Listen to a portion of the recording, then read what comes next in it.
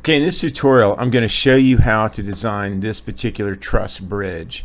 Now, this follows the Technology Student Association competition event guide on how to do structural design and engineering. Now, part of this year, this is a standard one that TSA sends out all the time, which is great. We like it. Tells you about how to be judged and all that. The real document that you really need to focus on, besides following the rules in this one, is to go ahead and look at the technical brief. This is the 2026 high school problem statement. So it shows you all the basic rules of how this particular structure is going to be designed. Take critical note of this right here about laminations, double laminations. They are not allowed any way, any kind in this construction solution. The design that I've come up with does not do that, so you should be okay on that. But to get back to what we're doing is we're going to design this particular truss here. It's a simple one, but I'll show you how to design this where you've got an opening here so you can put the rod through this so we can actually test it on a structural tester. This particular structure right here all started from this sketch right here.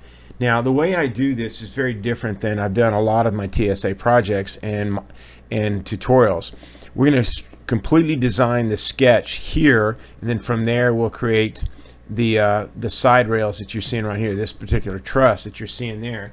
And then from there also we'll come back and we'll design this upper part of the truss bridge that you see across here as I'm highlighting it with my mouse. Okay, and then at the end we'll come back and we'll design the bottom. So essentially you're going to create 5 files. One, you're going to create excuse me, I take it back, 4 files. You're going to create this one truss structure here, which we're going to duplicate to the opposite side.